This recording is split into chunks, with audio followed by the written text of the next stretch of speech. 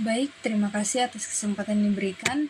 Perkenalkan, nama saya Sariwan Priscilla Veronica dari kelas 5 TI 6 dengan NIM 2302450. Di sini saya akan menjelaskan materi mengenai proses pengambilan keputusan dengan mata kuliah kecerdasan buatan atau AI. Nah, tujuan pembelajaran mahasiswa memahami fase-fase pengambilan keputusan, inteligensi, desain, choice, mampu mengidentifikasi masalah, menyusun model solusi, mengevaluasi alternatif, dan memilih keputusan yang tepat serta efektif. Keputusan yang baik memerlukan proses yang sistematis. Model AI 3 menjelaskan tahapan pengambilan keputusan, inteligensi, desain, dan choice phase. Nah, kita masuk pada yang pertama, inteligensi phase. Yang pertama, mengidentifikasi masalah atau mengenali isu yang terjadi. Yang kedua, mengklasifikasi masalah atau menentukan jenis masalah. Yang ketiga, menguraikan masalah atau memecah masalah agar lebih jelas. Yang keempat, menentukan kepemilikan masalah, siapa yang bertanggung jawab. Yang kelima, menetapkan tujuan dan sasaran organisasi, arah analisis. Yang keenam, membedakan masalah dan gejala agar tidak salah fokus. Nah, kita masuk pada identifikasi masalah. Yang pertama, tentukan ada tidaknya masalah secara nyata. Yang kedua, identifikasi gejala-gejala yang muncul. Yang ketiga, ukur luasnya masalah dengan data real. Yang keempat, definisikan masalah secara eksplisit. Yang kelima, pisahkan fakta dan asumsi. Yang keenam, gunakan investigasi awal sebelum menarik kesimpulan. Nah, kita masuk dalam data dalam analisis masalah. Yang pertama, produktivitas organisasi diukur dari data real. Yang kedua, data sering sulit diperoleh dan mahal.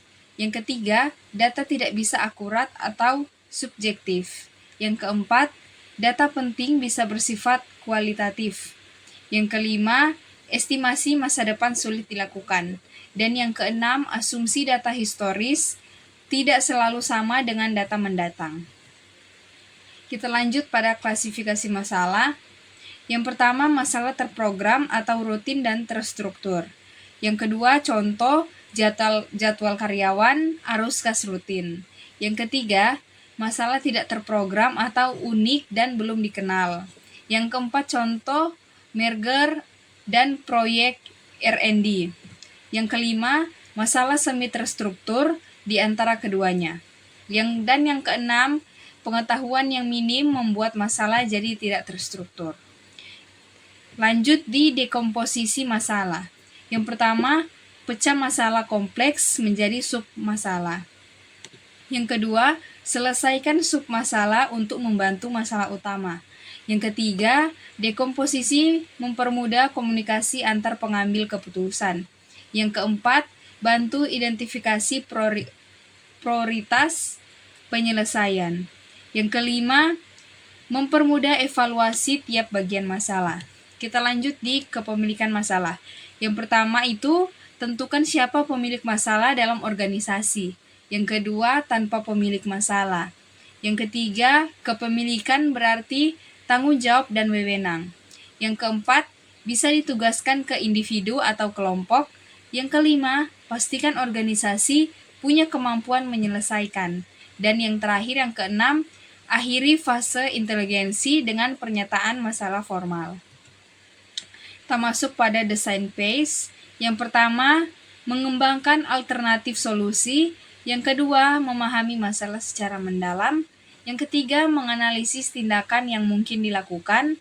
Yang keempat, menguji kelayakan solusi. Yang kelima, mengkonstruksi model pengambilan keputusan. Dan yang keenam, melakukan validasi model sebelum dipakai. Nah, pemodelan masalah yang pertama, konseptualisasi masalah secara jelas. Yang kedua, abstraksi masalah ke bentuk kuantitatif atau kualitatif. Yang ketiga, identifikasi variabel-variabel penting. Yang keempat, tentukan hubungan antar variabel. Yang kelima, model sederhana, yaitu biayanya rendah dan cepat dibuat. Dan yang keenam, model kompleks, lebih akurat tapi butuh data yang banyak. Nah, kita masuk pada Koispace. Yang pertama, menentukan kriteria solusi yang layak. Yang kedua, menyusun sasaran pengambilan keputusan. Yang ketiga, menggabungkan sasaran ke dalam model. Yang keempat, memilih alternatif terbaik atau optimalisasi. Yang kelima, memastikan solusi bisa diterima. Dan yang keenam, mengambil keputusan nyata berdasarkan model. Nah, optimalisasi yang pertama, kita harus maksimalkan pencapaian tujuan dengan sumber daya terbatas. Yang kedua, memaksimalkan rasio tujuan atau biaya. Yang ketiga, minimalkan biaya untuk hasil tertentu. Yang keempat, uji semua alternatif yang mungkin. Yang kelima, buktikan alternatif terpilih adalah yang terbaik. Dan yang keenam, gunakan teknik analisis biaya manfaat. Nah, analisis deskriptif yang pertama itu menggambarkan sistem sebagaimana adanya. Yang kedua, gunakan model matematika untuk analisis. Yang ketiga, selidiki konsekuensi berbagai alternatif. Yang keempat, uji dengan input atau proses berbeda-beda. Yang kelima, metode umum itu simulasi. Yang keenam, hasilnya memberi gambaran tanpa jaminan optimalitas. Nah, contoh model deskriptif. Yang pertama, keputusan inventory rumit. Yang kedua, analisis dampak lingkungan. Yang ketiga, perencanaan keuangan. Yang keempat, aliran informasi. Yang kelima, analisis skenario dan simulasi. Dan yang keenam, forecasting teknologi dan manajemen antrian. Nah, kita evaluasi alternatif dan teknik. Yang pertama itu ada nilai alternatif berdasarkan pencapaian tujuan. Yang kedua, laba, yaitu hasil akhir. Maksimalisasi laba sama dengan tujuan. Yang ketiga, teknik analitik, yaitu memecahkan formula.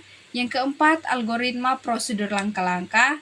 Yang kelima, heuristik atau aturan praktis. Yang keenam, analisis sensitivitas dan bagaimana jika untuk menguji ketangguhan. Nah, kesimpulan dari materi ini yaitu proses pengambilan keputusan yang sistematis membantu organisasi mengidentifikasi masalah yang tepat, merancang model solusi yang sesuai, dan memilih alternatif terbaik. Nah, dengan pendekatan ini, efektivitas keputusan dapat meningkat dan risiko kesalahan itu bisa berkurang. Baik, terima kasih. Sekian presentasi yang dapat saya sampaikan. Terima kasih.